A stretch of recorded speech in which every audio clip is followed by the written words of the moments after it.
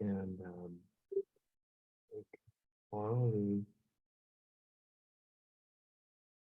spotlight. Well, I'll spotlight you in a minute. So anyway, welcome to the Blackletter Brunch, everybody.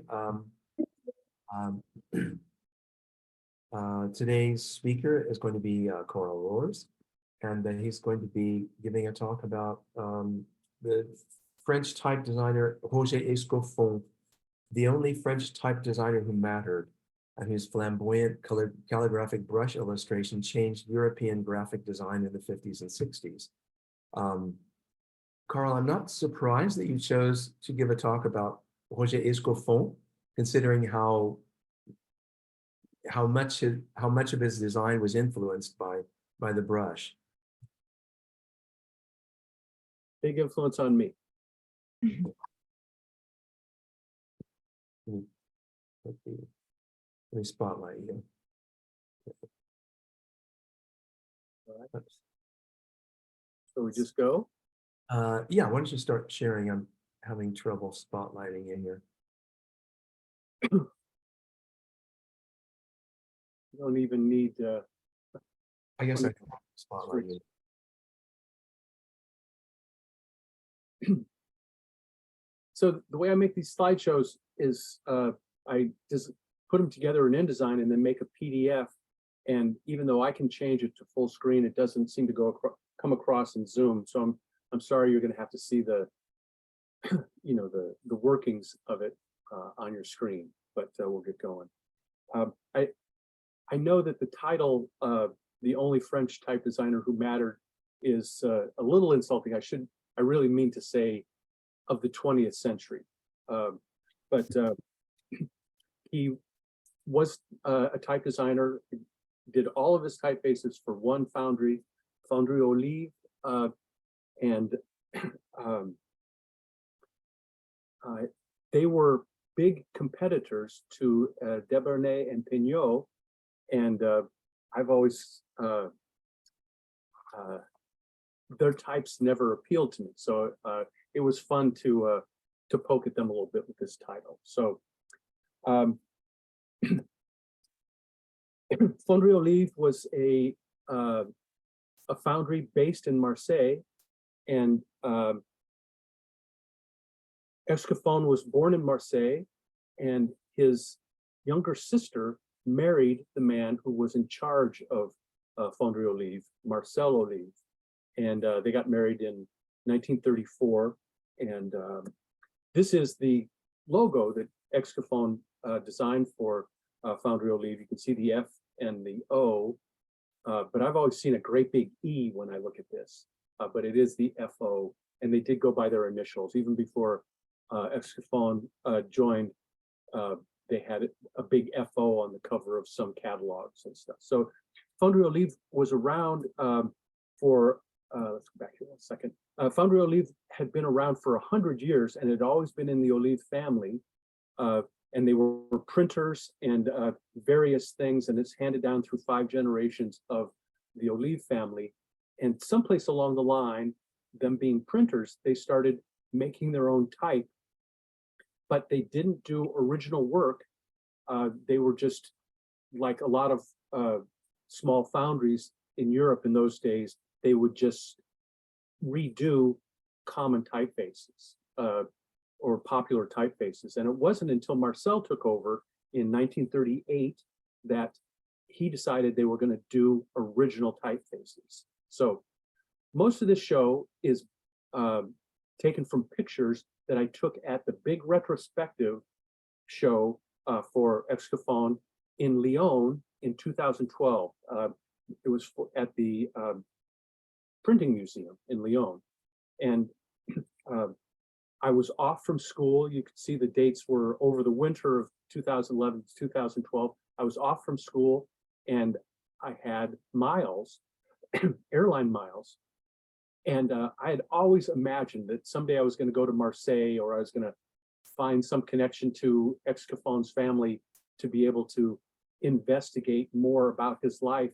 And then I heard about this retrospective in Lyon, and I had the miles, and I just jumped on the plane. It was a real spur of the moment thing, and flew to France just to see this exhibition. It was really an exciting thing. And I was so jazzed to go see it.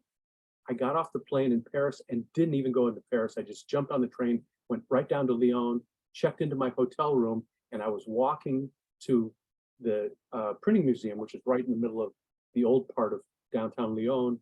And on the way there, I saw this poster. And so you can imagine how excited I was. And the main typeface here is astonishing Calypso is the name of the typeface. We'll talk about that in a minute. But back at the start of Marcel's taking over Fonderie Olive and deciding that they were going to do their own types, this is a catalog cover from that time period. And this was this was the second original typeface that Fonderie Olive had designed for themselves. And it was under Marcel Olive's supervision and sort of his brief. And this is called Banville. And so here is from these folders, the type specimens of Banville.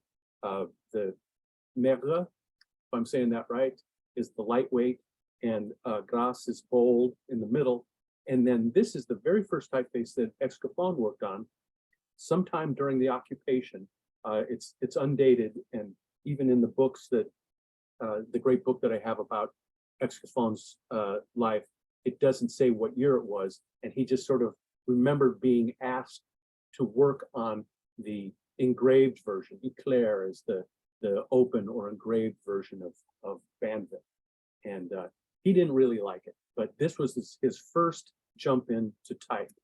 And then Marcel, who knew how artistic Excoffon was, up to this point, Excoffon had just bounced around.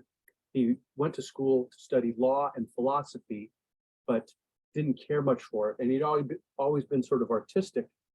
And so when Marcel asked him to become the art director for Fonderie Olive, it says in the book here, he said, well, I had a wife and 2 kids and I'd never had a job before. So he thought he should take it. And the very first type family that he began, and really his first typeface that he designed, was this thing called Chambord, which was in direct, trying to tap into the market of this typeface called Peignot, which is, of course, Debrunnet and Peignot's one of their signature typefaces, designed by Cassandra in 1937. And there was a quick allusion in the book to the fact that Peignot tried to sue them over Chambord, but they were kind of stunned at how successful this was. And it was the thing that launched the unstoppable ascent of Fonderie Olive, was the success of Chambord. But I've never cared for either of these typefaces. I think you'll recognize the Peignot as the Mary Tyler Moore typeface. I always thought of it like that. And I always like to call this pig nose because I hated it so much, even though it's kind of unusual that the lowercase is capital forms, except for the letters with ascenders. So it's kind of nice, but there's something bourgeois about it that I never really cared for. So at the same time that Excoffon was designing all these different weights over the 6 years, and it's right after the war, that Fonderie Olive was actually active during the war and the occupation, although times were really hard for any kind of business in Europe at that time, of course, but they kept it going. And there is even a little bit of a story about how they built a false wall at the Marseille foundry and put a lot of their stores behind this false wall, because when the Germans were driven from France, they were afraid that they were going to start looting businesses. So there was a little bit of spy intrigue going on, but so the rise of Olive coincided with the end of the war in 1945, which is when Excoffon was hired. So at the same time that he was designing Chambord, over that 5 or 6 year period, he was also supervising this typeface called Vendôme, which is designed by a sculptor who was also a friend of Marcel Olive's named Francois Guignot. And it's an updating of Garamond. But I've always seen these wedge serifs as feeling kind of Latin, and I love those things. So this is this was done under Excoffon's supervision, and a lot of people in this this one book that I really referred to for everything about the show, a lot of people said that they see more of Excoffon in this than Guignot, who was not a type designer. This line here in the middle, some stems of which deliberately forget to be vertical, was from a rave review in some sort of typographic journal at the time. But it is quirky, and that's the beautiful thing about Excoffon, is that everything he designed was kind of quirky. And so I love this typeface. I would use it much more often if it had small caps and old style numerals, but it doesn't. But then we get to finally the really original move of Excoffon, the thing that made the big splash is the mighty Banco. So here's this, this was Bo Diddley's first EP for chess in the mid-50s, and with this great photo and this use of Banco on it. I wish we had a color picture of this. This is the cover of one of the specimens for Banco. And one of the amazing things about the Olive Foundry is that Excoffon loved to design type specimens for these typefaces. So even though we're only talking about 5 or 6 families here over the space of basically the 1950s, was his heyday, although it extended into the 60s. There are dozens of brochures and type specimens that they would send out to drum up business, even for the typefaces that were were older. They just kept sending out advertisements to printing firms. So Banco, as powerful and original as this is, it's kind of unusual in that, well, let's go forward. Oh, there, we do have a color picture of Bo. This is the CDs, they updated it. Anyway, this is also a face by, released by Debernay and Pignot, called Jacquenot, by Marcel Jacquenot. And this photograph was in a trade journal announcing that they were working on this bold kind of calligraphic typeface that was going to be released. This is like early 1951. And it was important in those days that if there was a new kind of typeface, that the first one that hit the market, it was so important that if people were attracted to that style of typeface, they would buy that face. And then if somebody did a similar one that was better afterwards, it still might not be successful because type was such a bulky thing to buy. We're talking about metal type for all of this. All of the Foundry Olive stuff was primarily metal type, only metal type, really. So it's a big, heavy investment and takes up space. So Excoffon saw this picture of Jacquenot working on this really bold face, and just looking at this photograph, he went in and designed Banco for this, and they rushed it to market to try and beat Jacquenot to the market. And the fact is that it really was better, and it sort of stole it away. But in the book here, they talked about, they turned this typeface around in 2 months to try and meet it. He said, I'm sorry, let me see. I took a magnifying glass and examined the photo as closely as I could, especially the typeface that Jacquenot was drawing. I looked at what could be seen of it and managed to get the idea of the style of letters. And then he immediately talked it over with Marcel, and Marcel said Banco, which is how the name came about. And then they turned it around in 2 months, and there are no lowercase letters for Banco because they had to do it so fast. And they turned around in 2 months, and the rest is a success story. And Excoffon said that he saw it throughout the world. And then at the end of that paragraph, he goes, "It's the most shameful thing I ever did in my career," was stealing Jacques's idea for Banco. So this is a photograph of the exhibition in Lyon, and they had a lot of horizontal display cases, and they would show the drawings, the final drawings for each of the typefaces, and then show you the metal type along with it.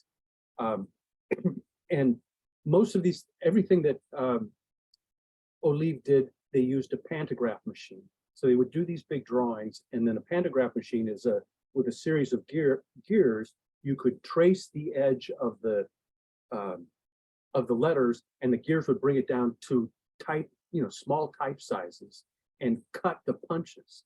As compared to Rudolf Koch, who cut the punches by hand for each point size, and that's why they were all so different.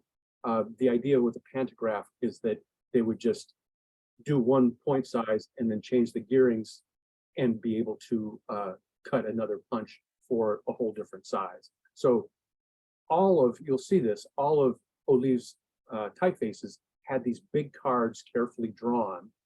And so here's just some looks at Banco. And the type was always, of course, the type is set backwards and made backwards so that it would make a positive impression when it prints. And they put the type here, and they made a mistake in this display. Can any of you see what it is? The C. What's that, Raul? The C. Oh no, wait a minute. Is it the A or the C? Which The is D's are played down. A. It's It's upside down. No, it's the C. The B. Oh, the C. Here's The the C reverse. that Here's the reverse of the type. I flopped the D's are photo, played down. and they accidentally put a G in for the C. Bango. So you can see how much the C looks like the G upside down, but it's one of the problems with metal typefaces, and the typesetting is that you have to know what you're looking at when the type is backwards. And they had a really unique thing that they did at Fonderie Olive for their script typeface, which you'll see. So here's one of the type specimens for Banco, and this is they did a set of every font they had, and by font I mean weight. For each weight they would put together one of these things. It's just a ledger-sized piece folded in half. On one side you have the full alphabet. On the other side they had this maze showing all the point sizes that were available. We'll see more of these. This is in Amsterdam, by the way, Elmo. I was walking down the street in Amsterdam, and they had fresh orange juice, and they had the box of oranges sitting in the window, and it used Banco. I just love this, and I was so disappointed later when I got home and saw that the photograph was a little bit fuzzy. So I tried to lay it out myself in Illustrator, just playing around with it. I love playing with Banco. Raul and I were talking before we started that he still to this day sees Banco on signs all over Paris, and it's such a powerful sign typeface. And this is a sign I did for the amusement park here in Santa Cruz, the boardwalk. It was one of the vendors in the shops on the boardwalk, and Banco loves to be turned into a convex letter, and I love these numbers. In my reading for laying out the slideshow this week, I ran across somebody who was critiquing Banco, and he said he didn't like the 8s and the ampersand, and I'm like, are you nuts? Those are the best characters in it. But really fun to look what happens when you convex this dollar sign, the way that the line is going through right through the V of the convex at the bottom. Really fun. This is a cut paper piece I did on the left, and I threw in the ampersand here just to say, how could you not love this ampersand? And if I was going to convex it, I could just see where the V's are where the thin strokes come into the thick strokes, which is what happens here.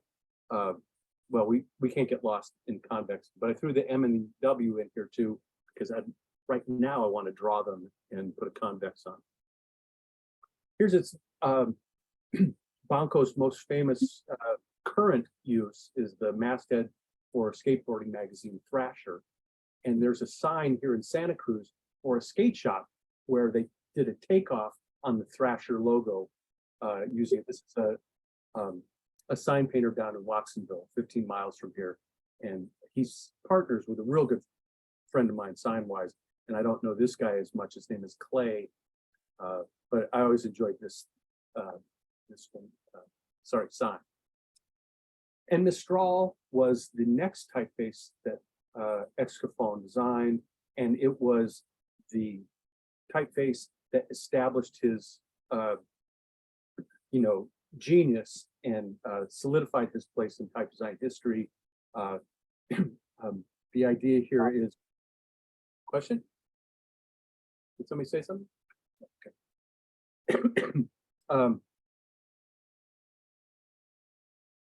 Okay. What this is doing is that it has captured the movement with the typographical problem of trying to capture the movement of handwriting while still respecting the block of type. And so when this was done, it caused a sensation, not least among other type designers. And Excoffon was quoted as saying, "One of my greatest gratifications in connection with Mistral came from the great type designer Adrian Frutiger." And they were good friends, even though they were competitors. He was working at Debernay and Peignot, and they actually used to have lunch unbeknownst to their bosses. They would have lunch together and talk about type. Anyway, he said that came from the great type designer Adrian Frutiger, even though our approaches were worlds apart. And he told me at the end of lunch one day, "My dear Roger, on the day I received Mistral, I spent the entire morning with a linen tester or a loop, asking myself, how did he do it?" And Excoffon thought that was the greatest compliment he ever got. So here's how these cards had evolved. They were trying to make these cards look exactly like the piece of type that they were going to be cutting the punches for. And those capital letters down below the lowercase were designed so that they were cast into each piece of type, but below type high, so they wouldn't print, but it would help the typesetters see what letter they were using. And they did this for all the script typefaces and just the lowercase. They figured that the typesetters knew what they were doing, or the caps weren't as confusing as the lowercase. And the beautiful thing we're looking at here, let me flip this slide for you, is there is also one of the ligatures that Mistral was famous for. And I think the ligatures are the master stroke of why this is such an important typeface, because these different ligatures, and there's only 6 or 7 of them, really enable it to look like type, because they have alternate characters than the single letters. Typeface started from Excoffon's handwriting, but like everything at Olive, they investigated and tested and explored all the possibilities. So look at all these different varieties of Mistral that they tried before settling on the final version. And again, Excoffon loved to design around the type, and there's just sort of nothing more pure to a graphic designer who loves working with type than to design a type specimen. So this is from one of the pages of a type brochure from Mistral that Excoffon designed. And you can see, let's see if we can find a, God, it was jumping out at me before, now I'm forgetting where they were. Well, we'll see more of them, the ligatures. This is an American brochure for Mistral and talks about the different ligatures, the QU, the ST, the TH, and the double L. One of the things that happens because the vertical sides of each piece of type means that he couldn't cross the bar farther to the right, because that's the edge of the type, that the letter, because it was slanted, has to sit inside the piece of type just so that the slant really meant that especially the ligature letters, I'm not ligatures, the ascenders and descenders determined how wide that piece of type was. And they didn't want to have any kerning involved. When Excoffon showed this to Marcel, the first sketches, he just said, I don't want to have to deal with any ligature letters. I mean, kerned letters. And kerned letters in metal type meant that the piece of the letter would sit diagonal on the type block so that it could overlap into the next piece of type. And Olive said, we don't want to deal with that. So he had to figure all of this out from there. And so along with all these ligatures and alternate characters, there's a long E and an S without the connecting stroke that most of the S's had. He had this anonymous character right here that they just called it an oblique stroke. And apparently you could use it as the slash in care of or in fractions. And it also went with an F or a P or an S. So it was anonymous and could take the place of all three of those different letters to, again, make the typeface look more like it's handwritten. So here, and for some reason, they labeled it as the lowercase p. It's a tinier one, but this is that character. And you can buy lots of different versions of Mistral digitally. And most of them don't have any of the ligatures, which is such a drag. But you have to find the ones that do have the ligatures. So I laid these out. I came up with this stupid line, 3 thrilling questions, so that I could use the FI ligature, the TH ligature, the double L, the QU, the ST, and the long E. So if you're going to buy yourself a digital Mistral, make sure you look at the character set and see if they have the ligatures or not, because you're going to want them. So here are those cards again for it. And the brilliant thing here is that this is such a dancing typeface. I mean, it really does not sit on its baseline statically, but the connections all happen at exactly the same point, whether it's from the thin line upstroke to the next letter that joins right in the middle, or in the case of some letters like the Q and the A, etc., this butts right up to the vertical stroke itself. So here's Excoffon in the office. By the way, he was hired to be the head of the office in Paris. It's in the 6th arrondissement, right in the middle of Paris. Even though the foundry was still in Marseille, the design office was that, and that's where Roger's office was in Paris. So here's the whole alphabet with the ligatures. And this is an important thing for me, because not just did it show you how to bounce letters, and this is something that I was gradually working towards, the brush and the pen. I wanted them to do this kind of thing, but Mistral is kind of a guide for that. And the really important thing for Mistral for me is that the slant of the letters is so varied. It jumps all over the place. So it's not, everything being parallel to each other. It goes all over the place. So this A slant, the first stroke slanting down to the left and the second stroke slanting down to the right, was the genesis for these kind of letters in my pointed brush script. So this dance and the fact that letters strokes don't have to be parallel to each other was gigantic for me. Over the years that really developed, and this was a piece that I did without looking at Mistral with this long thing, and then all of a sudden in a line of type that was printed someplace, there was the accent, the grave accented A and the grave accented U had a long tail. And the reason for this, that, you know, most of the A's had this normal kind of slope, but you can just see from this, it's so related to that.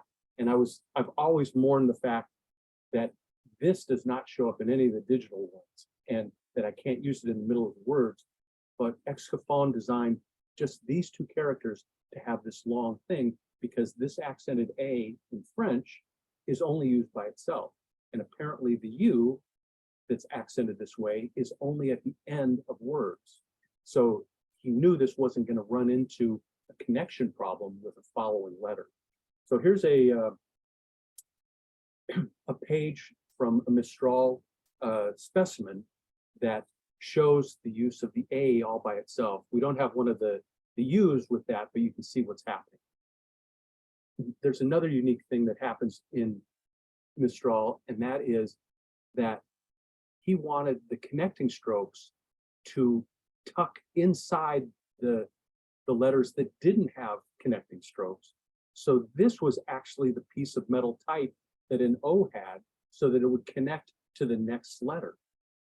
That, you know, like, so this POI situation here, the I would be sheared off in the middle of the stroke and the metal part would hit this. We used to have this on a real primitive, the very first primitive vinyl cutters in sign making. We had Mistral, and the only O you had to have this little tail sitting here. And if you didn't want to use it, there was no way out of it. And it was kind of an irritating thing, but something they had to do. So if you had an O ending a word, it would have this stupid little period or something. It was weird. And they've taken that out of all the digital copies, so they fixed that.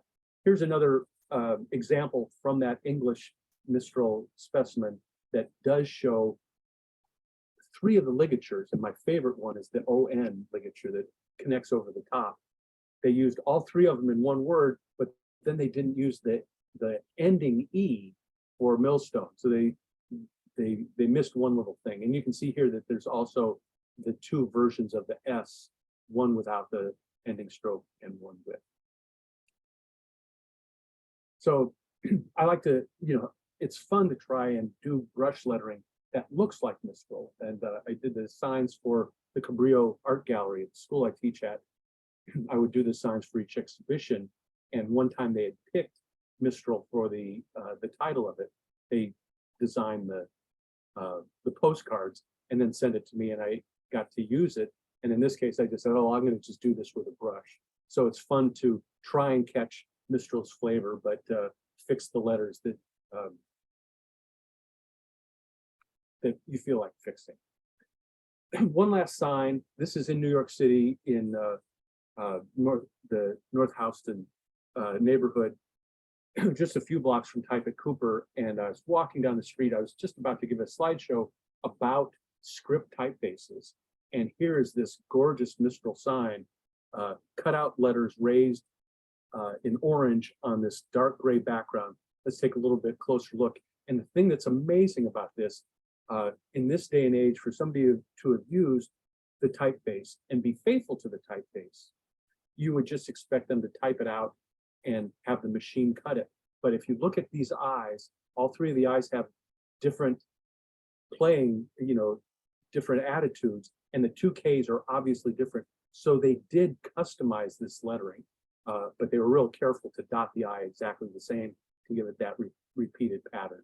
But it's so it's sort of fun to see in this day and age a type done by hand that would have been very easily done just by cranking out the type.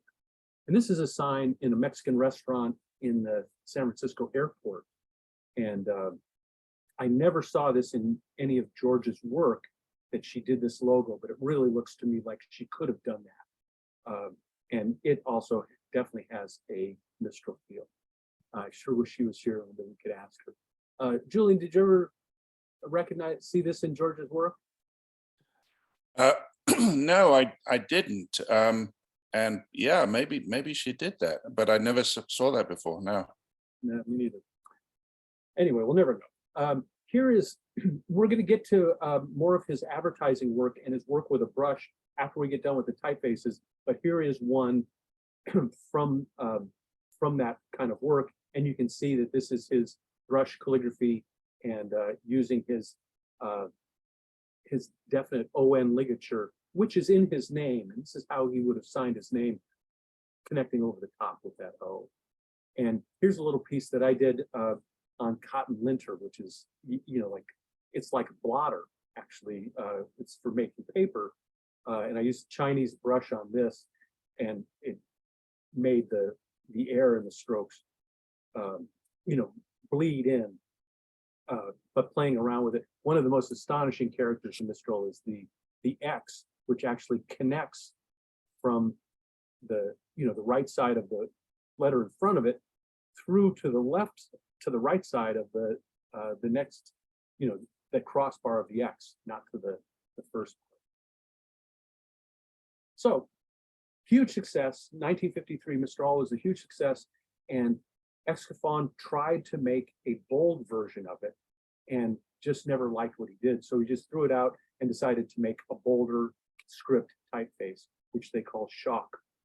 And this is another one that you see everywhere around the world. And really, you can travel to cities all over the world and you will see Excoffon's typefaces in use as signs.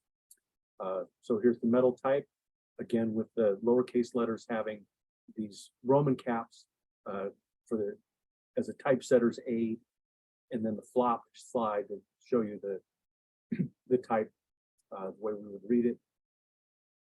Here's the full version of the typeface. This is a digital version. They all seem to be pretty faithful, not completely passable. The other thing that they had in the exhibit in Lyon was they'd spelled out Shock, C-H-Q-U-E, I guess just to show off the unusual Q. The great thing about Excoffon is that he never wanted to follow convention, and the idea of the calligraphy strokes was mostly followed, but look at, who starts a Q like this?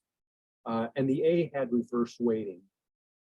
I love these drawings because you could just see the texture of the India ink on the card. It just took me back to high school when we were drawing with India ink, and it had that particular shine and surface, and all of these were, it's just such an amazing display of craftsmanship, which, by the way, was not Excoffon's hand. Excoffon would do the designs on pencil, and he would work with his draftsmen to do this stuff. And he had two main ones, and I didn't write down the first guy, but then they hired Jose Mendoza y Almeida, who, after he left Mistral, became a type designer on his own. But he was the guy, and another man who would draw all of these things and realize Excoffon's vision. There's an interview with Mendoza in this book where he said, "My job was to be Excoffon's hands. He had to capture the stuff, and because he was a good artist on his own, good lettering artist on his own, it's sometimes his own hand would come in, would appear, and he would get called on it, either by Excoffon or by Olive himself, that said, no, you've got to capture this flavor." But you can see here with these drawings how carefully even this letter that wasn't going to print, it was just there for the typesetters, very carefully drafted. And here's kind of a beautiful calligraphic use of Shock by Seattle artist Iskra Johnson, where you can see she wrote these letters, these Shock-like letters in water, and then dropped watercolor in it, just black and white, to look like koalas. And while we're talking about that, here's the reverse weighting of the A. That this should be the thick stroke, but it's the thin. And I also love how you can see how this stroke goes up to those corners. And then what we're seeing here is just the backstroke blending into that. So it's stylized, obviously, from the brushwork that Excoffon may have done, but you can still see the movement of the pen. And one of the, I was in Paris in 2014, and there was an exhibit. There's a museum below the Eiffel Tower, close to the Eiffel Tower, Raoul. We went in and they had a show about tiki imagery. Everything was tiki. And they had this poster for the French release of Bell Book and Candle, and it's all set in chalk. And this is that sign in Rome. I took the shot at night by the streetlights in Rome using chalk for cutout letters. And again, the reverse weighting on the V, the unusual weighting on the N. In 1997 and 2000, ITC released Banco and Chalk and Mistral with lightweight versions. They were all done by Phil Grimshaw. And the thing that I think it's kind of fun. I do use this typeface, but I was disappointed that the A didn't stick to its kind of calligraphic movement like the heavier weight ones did. When they did Banco, they added a lowercase and a lightweight version, and Mistral has a lightweight as well. So here's a little detour. This is another thing from one of their brochures, and I just wanted to show you the logo again and these typefaces. My friend Cara Eduardo, who is the head of the, she invented the program Type at Cooper, which is really the greatest type design program in the United States these days. She's done me many favors, and I needed to pay her back a favor. And so Cara is a well-known dachshund enthusiast, and this is her assistant, Olive. This dog's name actually is Olive. And so I was trying to make her a gift. Here's Olive again. Olive is long gone, but Cara always has 2 or 3 dachshunds running around her apartment. I've got a picture of Julian with a dachshund in his lap in Cara's apartment. But I made her this gift, Dachshund Olive, and I used the O from the Foundry Olive logo. And oh, and by the way, Cara made this piece of paper. She's a paper making instructor, all kinds of crafts at Cooper Union. But now that she invented or began the type program, she's just directing that. This is another one of those brochures for where they were coupling the 3 scripts that were designed in the 50s, Mistral and Chalk, and the next one, Diane. And Diane was a copperplate typeface. And just like everything with Excoffon, if he was going to do something new, he was not going to follow convention. And the beautiful thing about Diane, look at the connections. It's a connective script. So it's a piece of metal, and there is a broken, the straight line of the metal go right through there, and you can almost see where the thin lines join. That's a normal thing that they would do in a connective script. But the thing that was unusual is that the round letters like the A and the E stop right at this point, and the lower connecting stroke hits that. This is Chalk's maze. Actually, here's a little detour on that. These are, each one of the typefaces would have the full alphabet showing on one side, and then full alphabets showing each of the point sizes. So you can see that Diane had many more point sizes than Chalk and even Mistral, that they thought Diane was going to be that successful or that useful that they did so many more point sizes. And Calypso, which we haven't talked about yet, which is a very difficult technical achievement, has the fewest. Anyway, here's Diane's, and yeah, we can't really see until we get to the cards that the round letters come to this point, and I've never seen anything like this. JP, I should ask you if, or Raoul, that people who do copperplate, do you ever stop a stroke like that? Or is this purely typographic? I've never seen anyplace else. Copperplate experts? That's more typographic. Usually I think so. the left-hand side of the A wouldn't have a point on it. I mean, there might be a point, but it wouldn't be that pronounced. Right. And so Yeah, yeah, is- I agree. Oh, thanks, JP, sorry. This is what's so innovative about this, that everything that he did, he wanted to do something unusual. So here's the metal type, and you know, of course, it was upside down and backwards in the type case, so I had to get these weird angles to flip it, but you can see it right there on the metal, how the lower half of the upstroke on the preceding character would just kiss that point and make it look connected. It had much more elaborate capitals, but there was also a set of simpler swashes.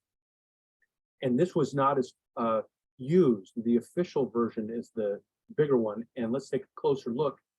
For small sizes, these drawings have what ink traps. And if you're not familiar with type design, the idea at small sizes is that ink would round out the corner of the counters. And so when they put these notches in at every juncture like this, that's a place that the ink would fill in after the printing and still have a square point to the counter. The most famous one of these is called Bell Centennial by Matthew Carter, which was designed for the type for the telephone books, which were printed on cheap porous paper. So and they're just, you know, it's just a grotesque or a sans serif, but it had really deep ink catches so that the small type in telephone books would work. And we'll see lots of those in in Olive's types. And then finally, here's Calypso, which I've got this subtitle here. I said sculpture is typeface. So whenever I used to look at this, I just imagined that this typeface was designed as metal sculpture, that they took stiff metal and cut it and folded it, and then took a photograph of it and put a halftone on it. And so I always used to like to say that, you know, that quote that letters are not pictures of things, you know, that they are actual things in themselves. When you look at a piece of paper with a letter on it, a letter is an object, not a picture of an object. But this was, I always thought this was the exception to that, you know, that this was a picture of an actual thing that was a letter. But I couldn't have been more wrong. The name of it was Calypso, and it started kind of as a joke between Excoffon and Marcel Olive. Excoffon was kind of joking with him, and Marcel said, "I'll take it, go." And so they had to figure out a way to make this work. So here is a drawing of this letter. And they actually did draw these shapes and then airbrush them and put a halftone on it to do the studies for it. But in the end, they didn't use the photographic halftone. They drew these. And I don't know if you can see, there's a better picture of it later, but every one of these circles was drawn with a compass, every single dot on all of this typeface. And one of the ways that this would work is they made a silhouette, a solid silhouette for the pantograph to cut the shape. And then these, it's explained in the book, but it's not explained clear enough. But what I've always imagined is that they silk screen the dot pattern on top of the already pantographed silhouettes and then dunk them in acid. So they silk screen acid resist asphaltum onto that and then etched the type. So again, here's a drawing, and I've got my finger in here just so you can see how big the drawings are. And here's a close-up that shows the compass point and the edge of the dot for every single one of these things. And Jose Mendoza Almeida was the one who had to do this. And he said that it was fun, but it was tedious. But each one of these is drawn. And here you can see the type. And remember, the type is like this. So there's just no way they could have cut these punches. So I think my guess is that it's an acid resist. I was hoping that Linnea was going to show up and she might have some more idea about this, but look how small that is. Kind of astonishing. And I did see a sign. This is either in San Francisco or in Oakland. This is the front of a store that used Calypso in a sign, hand painted, and they didn't try and do the dot tone, but they used the shape of the letters. So I always, this is the whole sign, by the way. It's meant to look like your the desktop on your computer.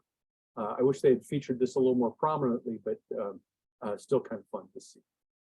And here is Mendoza's most famous typeface, just called ITC Mendoza, a Roman with italics, 2 weights.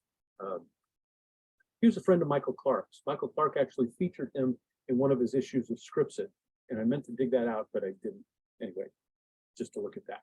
Now, there are these tremendous artifacts that the making of the type at Foundry Olive produced, and every single one of these typefaces was designed the same way, with these great big cards that were about this big, for imitating each piece of metal for the type, and they built these wooden boxes for every one of them. That was Mistral. Here is Shock and Calypso's box. So Shock obviously had many more characters than Calypso because it was just the caps and the numbers and the punctuation. You know, I'm an honest person, but I just thought this glass is so easily breakable. And they would just be so astonished if I broke the glass and grabbed one of these boxes and dashed out the door. They'd never catch me. I was very tempted, but I did. They still have them. They're just amazing. Little boxes of type history. This this red design is reflected in the glass of the case, and it was a gigantic Campari poster. And I didn't get a great picture of it at the time, but I ran across this picture yesterday of Excoffon walking by the Campari poster, and they had this big handbill type thing that was meant to be, you know, pasted on walls as temporary advertisement. They had one of those in the exhibition. So this is finally leading us up to Nord and Antique Olive. The first appearance of it, it was just called Nord, and this type specimen says density of the letter, energy of the line. And this started in a really unusual way. Back in about 1954, Excoffon wanted to design a new way of producing a text typeface. And he called himself sort of an anti-historicist. He knew about type history, and he knew where our fix and pins came from, but he didn't think it was the easiest way to read. And he wanted to design a new text face that had unusual weighting, with the idea that it would be easier to read. And apparently the name Katsulu, Mendoza said that it was, they were just looking at the letters because they drew them individually and they had sort of thrown them on a desk. And it was happenstance that some of these letters came together. And so they started calling it Katsulu just from the way the cards fell on the desk. So as early as 1954, they started working on this. And they finally cast test characters in 1956. And you can see it's starting to get closer to Antique Olive in that it had heavy horizontal stress on the top and a little bit of a tapering towards the bottom. And the stresses are in strange places. Look at the horizontal stroke of that E and how Antique Olive finally ended up. And what was happening was that he kept wanting to make this a text face, and he was taking his time because at the same time they were working on Calypso and redoing Diane. There were other things going on, but he and Mendoza kept working on this. And then all of a sudden, this revolution happened in late mid-decade 1950s, Helvetica and Folio and what was the third one? Universe were all coming out, and they were gigantic hits. And the sales reps for Foundry Olive were bugging Marcel they wanted a new sans serif to go with that. And so Marcel said, Roger, we've got to come up with something. and he designed Nord. And the idea here was, he said he was just going to bludgeon people with weight. So this equal sign here in the middle, what these are capital I's turned on their side. So you can see that the vertical stroke is more than half the height of the capitals. But look how readable it is. And so this was Excoffon's answer to Helvetica and Universe, was Nord, which was the very first thing that was released in 1958. Then they went on to develop the antique olive family, and Excoffon still wanted it to be a sans serif text face with these unusual weightings. Look again how much heaviness we're seeing in the horizontal position. So this didn't come out, this was the bold condensed, didn't come out till 1968, and they would just release one weight at a time throughout the 60s. And that's, people surmise that that's why it wasn't successful as a text face, but it was gigantically successful as a display face. So Excoffon's dream of coming up with a new sans serif text face, obviously in much lighter weights, never was realized. I've got a quote here about that. Let's see. Study for a new theory of character construction based on reading, in which Excoffon took a stance and proclaimed his non-historicist vision of typographical design. He said, "Forget everything that has been done so far and think about what the alphabet can be for us in 1956. I am searching in the way for the archetype, the exact representation of the unconscious alphabet in each of us." So he tied it up in all kinds of philosophy about what legibility could be. And it never happened, but we got the antique olive family instead. But the proportions are so wild. Here's Nord again. Look at how the top stroke of the E is the heaviest. And we've got all this heavy stress. And because the proportions of it are unusual to start with, I find that this is the only typeface that you can condense. This is the normal 100% width. This is 75. This is down to 50%. No, this is 30%. This is 50%. And even here, because the proportions were so wild, I found that for quick signs, when I was cutting vinyl, we had Nord on the machine, the old primitive vinyl cutting machines before they got hooked up to Max, that I could squeeze Nord and not be offended by the proportions being distorted like every other typeface. Looks terrible when you compress them unnaturally, but Nord, you could get away with it. Here's one of the brochures. I love how this brochure, playing around with all the weights in this pattern. And Adrian Frutiger, who again, Excoffon was competing with, but they were such good friends. Excoffon was competing with Universe, Adrian Frutiger's very Helvetica-like typeface that came out in the mid-50s. And Frutiger said this about antique olive. He said, "I've always thought that antique olive was a very daring and elegant gamble, even though he did not supplant Debernay and Peignot this time." You know Here's what, Carl, just before you go on, what caught my eye in that was the rivers in the typesetting mirror the spaces between each of the interlaced diamonds, which is fascinating. it's so beautiful. It's so It beautiful. is gorgeous. I had to try it myself. So this, just to see if I could set it. In fact, there are several of the brochure covers with his typography on it that I messed around with for this. And this is the only one you're going to see. Actually, no, the Banco was another one that I cover is one I made up. But really fun to play around with. He loved to play with his type after it was done. Yeah. So here's Nord with ink catches for the small sizes, and these particular drawings, the ink was cracking on the board. I think it was a skinnier board that would have gotten bent, or just over time it did this crackle.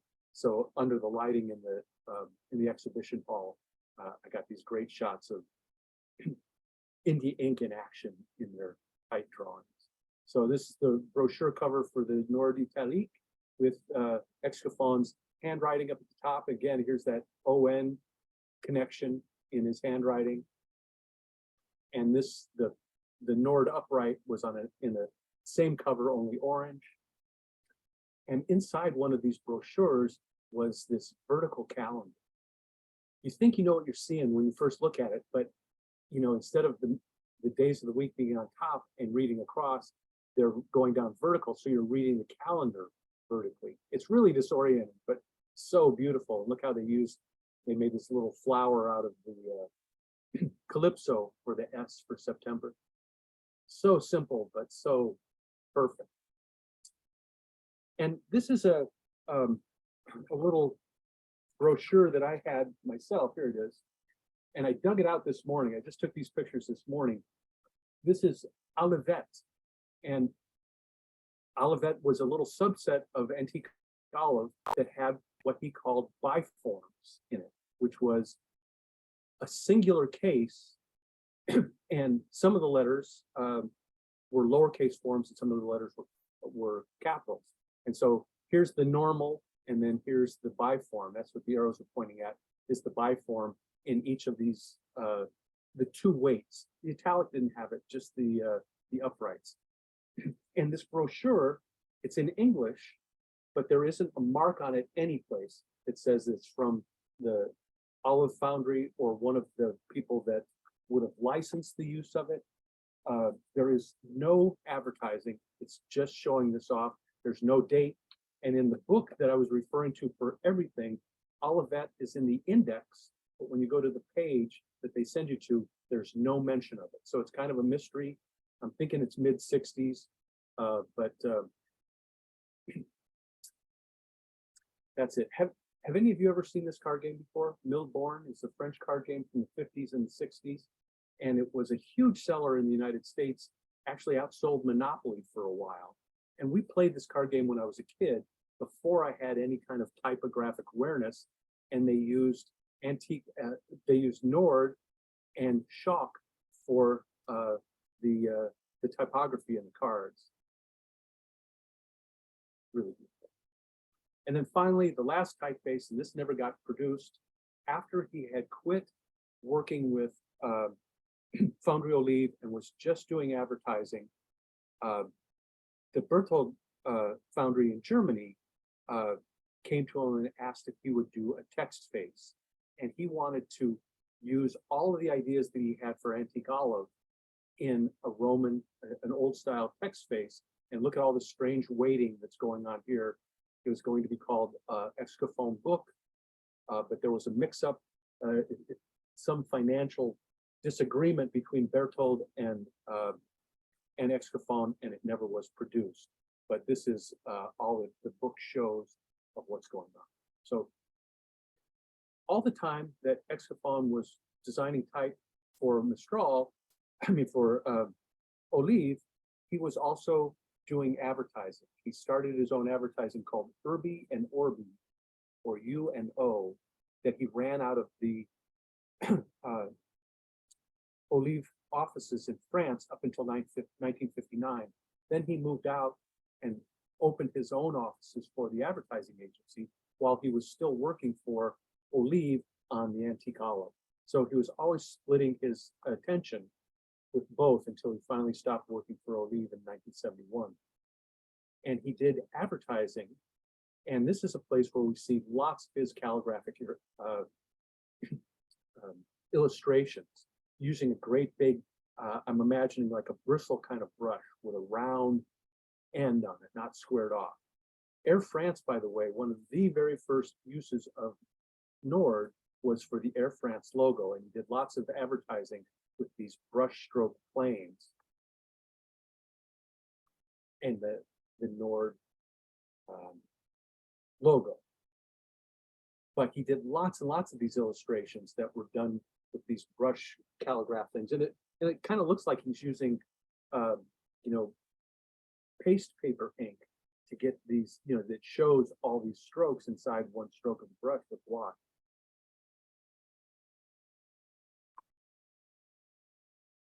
So the exhibition had lots of these things. Here's his sketches for this rooster. I'm going to show you one last look. This was straight on out of the catalog, which was better than this. This was stretched on a. It was like a printed piece of canvas. Looked kind of weird in the exhibition. His advertising agency did all of the graphics for the Grenoble Olympics in 1968.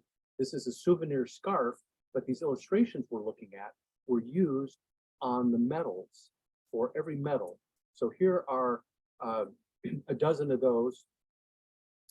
And he used a striped halftone look for every event. He illustrated each event, but these were all hand drawn. You know, at this time you could take any picture and put a striped halftone on it instead of a dot halftone, but he was imitating that. So this is the cross country medal, and the backs were all the same, but each event had their own illustration. And here are the actual drawings for that. But the most beautiful thing that happened for the Olympics was this poster that was just advertising everything. Can you see what this is? Anybody recognize this? Patricia, you're nodding your head. It's a downhill skier. Downhill skier, and it's so gorgeous. That was Louise, right? Yep. So they had the actual painting there. This is out of the catalog, so you can see it better. But here's the actual painting, and it was in the exhibit. And if you get close, what he did was he started with a cerulean blue, a lightweight thing, and did the bigger strokes, and then got a second mid-tone blue and hit again. So it's like posterization of this. And he just captured all this movement, just astonishing. And here's this gorgeous painting. This is the actual painting, and they pasted up the type for the poster and just plopped it right on the painting. It's one of the midweights. This is like the bold of antique olive, and it's just waxed to the surface of this gorgeous painting. Really the coolest thing. One of the places he used these brush strokes a lot was for a savings bank, and they, you know, their mascot was a squirrel. So here's this brush stuff with this eye plopped in, and they used the squirrel in all kinds of different ways. Here it is built up. I forget the name of the bank, but it was the squirrel was, you know, because he saves nuts for the winter. And then here's these drawn halftones and other, you know, lots and lots of different ways that they seem to be clients of the advertising agency for years and went through several different campaigns stylizing the squirrel. I think it was Caisse d'Épargne Savings Bank. It was Caisse. That's what it was. C-A-S-S-E. Yeah. What was the name, Margaret? D'Épargne. It's D''E'' E-P-A-R-G-N-E, I think. That sounds right. I was just cutting the words out of all of these things. And here's another type specimen. This is back for Vendôme again. And look at these mushrooms were all done with brush strokes. How he could control it like that's just astonishing. One more thing he did, there was some reason, calendars or something, that he would do a different illustration of years. And my two favorites were 1957 and 1980. In 57, it was these curtains. And in 1980, you could follow this around. This is one line done over and over and over again with yellow, orange, and red pens. But if you follow it, it just flows all the way through until, you know, and he did it over and over and over again. Really beautiful. This is the original. It was in the show. And this was another one this is something else, but it was done in 1952. And even then you can see his propensity for wanting to put heavy horizontal strokes at the top of his letters. So this feels like antique olive, you know, 6 years before Nord was designed. And I threw this in yesterday because last issue of Alphabet, when we did the story on Ernst Ventela, when I first saw his 1967 Christmas card, I immediately thought of Excoffon. So it was one of those things that just sort of showed me that, you know, graphic designers and lettering people were seeing his work throughout Europe, and it at least brought Ernst Bentella to the drawing board in 1967 for that. And one last poster. This is a ball that was to benefit children somehow. So it's and look at this horse that he made out of ostrich feathers. He painted to look like a horse and an ostrich feather at the same time in gouache. These were the actual paintings. You can see how the gouache would kind of flake, but still just amazing. And so this was an unfinished draft. This was the one that was finally used. This is the poster itself. And then finally, he did lots of these abstracts with this same kind of brushy stroke look. The first thing you saw when you walked in, you know, you walk into the museum, the printing museum, Lyon, and it was upstairs. And the whole exhibit, you walked in, this is the very first thing that you saw, and you would go all the way through it, and it would end at the back, and then you'd have to come out. So this was the first thing you saw, and the last thing you saw was this brush thing that really encapsulated Mistral and Capsulu, and Antique Olive all in one movement. And it's, again, this brush, and I'm imagining a round, one of those big bristle type brushes with a round cap on it that he would dip in different colors all at once and then just dash this off. So gorgeous. It was like the mascot for the show. And here's his signature. He had several different signatures where he played around with the EX connection. And the last thing here, Excoffon was kind of a dashing figure, kind of a James Bond figure. John Dreyfus talks about how they were driving through the mountains of Provence once in his sports car, his James Bond-like sports car, and driving so fast that Dreyfus was scared, and all the time Excoffon was talking and carrying on a conversation, gesticulating while he was, you know, sliding through the mountains. So he was really a debonair figure. And the very last image in the show, when you get to the back wall, was this. So that's the show. I was referring a lot to this book. It was published right about the time that the show, this was published in 2011. The show was in 2012. This is the catalog to the show. It's just a little paperback about this size. And then there's a bigger coffee table kind of book about his life with maybe more colored pictures than this, but this is the scholarly one. There's all kinds of great stories in it. This I couldn't find online any place, but there is a place where you could download it for $53. This is unfindable. This you can find for about 75 bucks. So if you want to take a screenshot of this, it will lead you to where you can download the blue book if you're interested in Excoffon. There is a family maintained website about Excoffon with lots of great illustrations. That's what this website is. And then Letterform Archive here in San Francisco, when they bought the great big collection of type specimens, there were lots and lots of Foundry Olive specimens, and they show every single page. A couple of the things I showed in the slideshow came from that. So that is their website there that you just type in Foundry Olive or Excoffon, and there's tons of his type specimens to take a look at. And that's the show. Fantastic. Thank you, Carl. That was Thank you, Carl. That wonderful. was fabulous. Mhm. Thank you, So- Carl. Fascinating. Wonderful. It's made my Amazing. day, that. Oh. I can see where Jean Larcher got a lot of his inspiration from for his brush lettering from Excoffon, because they used to work together, didn't they? Or didn't he teach Jean Larcher a lot of lettering, brush lettering?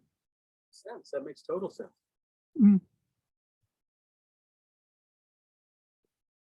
I used to work at a company called Color Plus, and for a good 5 years. It's a menswear brand in India, and the font, the logo was in Mistral.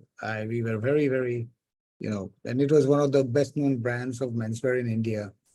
So yeah, an old sentiment got tickled here. Hmm. So we've seen it all our lives, and it's clunky in some places, but it's just so much more important than our how familiar it is to our tired eyes. But I noticed here that Cara Diowardo is here. It's so good to see you here. Thanks, Cara, for showing up. I heard that Olive made an appearance. Oh, you missed it. Well, I missed it. I came late. I'm sorry. You've seen it before. I put it together for the script show in New York. I'll send you the picture. Carl, I wanted to mention that, many of these typefaces from that era, we most of us don't see the original versions printed. And of course, there are some books that are hard to find that you can see, but one of those books that, I can mention, I don't know if you can see this, probably backwards, but it's the 1968 Manuale Typographicum of Hermann Saff that has Mistral in it. It has a page with Vendôme. I don't know if you can see that. Is that backwards? No. No. Oh, okay. And then, it's quite experimental typography. And then there's another page with Mistral. You can see that. The heavy type is not antique olive. It is what is it? It's annonce grotesque. Anyway, that's one. It's always great to see these things, these types in their original metal. So, and it's harder and harder to do that. So, just speaking of Saff, I know the Orbis Typographicus, which was done around 1980, I think. Somebody put that online, like they scanned the whole thing. So, if you can't get a book like that, it was all in metal, there are places where you could see scans of it. But of course, the actual books are so great. And the other thing is, I want that photograph of me and Cara's dog, if you have, you have that, Carl. Hi, Cara. One of the amazing things when you look at how colorful and how much of a great big circus these brochures, the type specimens that he designed they're so colorful, it's easy to forget that they were all done in metal, that he was doing multiple press runs and setting these things in the overlapping and everything, and they just feel like something that you can't even imagine doing without InDesign, but they were all done with metal type. So even more astonishing that they were so graphically powerful. Oh, the one thing I forgot to, at the start, I was going to tell you that when Marcel hired Roger Excoffon, it was the same kind of relationship that Rudolf Koch had with Karl Klingspor. That they had this really dynamic visionary that was running the foundry, and then he found the perfect person to, shepherd that vision into life in Excoffon the same way that Klingspor did with Koch. So that's the two 20th century things that were really important like that, with putting those two people together to enable this graphic design to happen. I'm gonna have to try to make it to the printing museum in Lyon. I haven't planned on going there, but it looks really interesting. Well, it really depends on what the exhibit is. I have no idea if they're as exciting as this, but it was wall to wall. In fact, I think, Cara, when I was going to that, this is 2012, that I didn't want to go all the way to France and not be able to take pictures. And it seems like I asked you to make a connection for me to find out that I could take pictures. And that may be why I did that Yeah. Dachshund piece for you. That's, that sounds right. I think I had been in contact with the curators there for something else, a friend who's a book artist. So I had names to write to. And I think it happened just like a couple months before that I made contact with him. And then when you asked me, I said, well, I have the names of these women that work there. And then just months after you went, they came to New York. So I met them here. Kind of wild. Worked out, I'm not sure I would have needed the permission, but it was really comforting to have it, when I was getting on the plane. It's a long way to go and not be able to take pictures.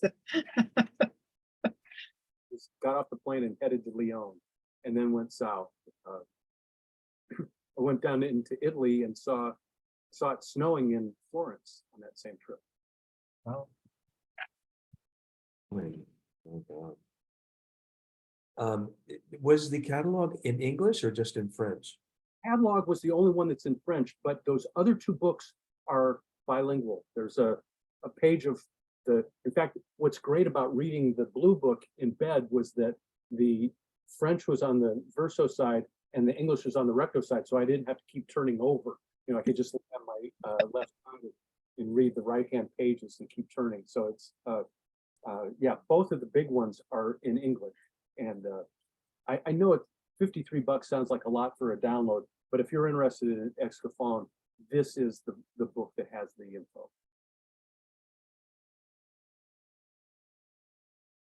Alan Marshall, Bernadette, and Helen.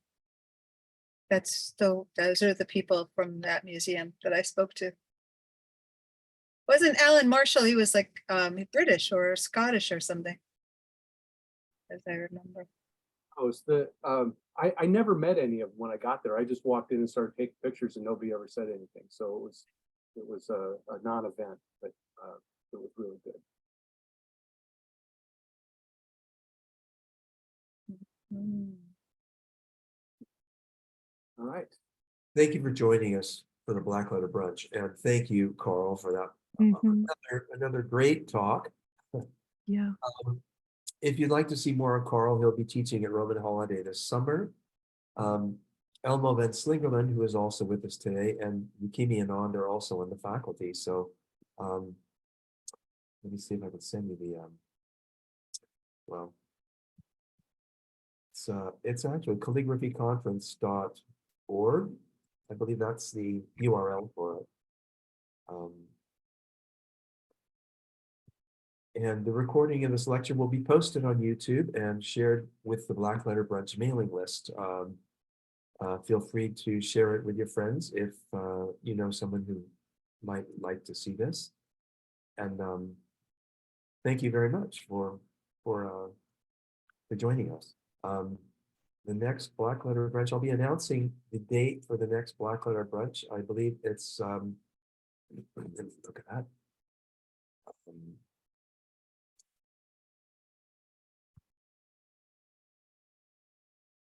It will be on March 24th, and that will be, the presenter will be Paul Shaw, presenting book jackets by three designers, Oswald Cooper, George Salter, and Phil Grushkin. So I look forward to seeing you there. And again, thank you very much, and thank you, Carl. Thank you all. Thank you. Thank you. thank you. Bye. Thank you. Next Bye. time. Bye.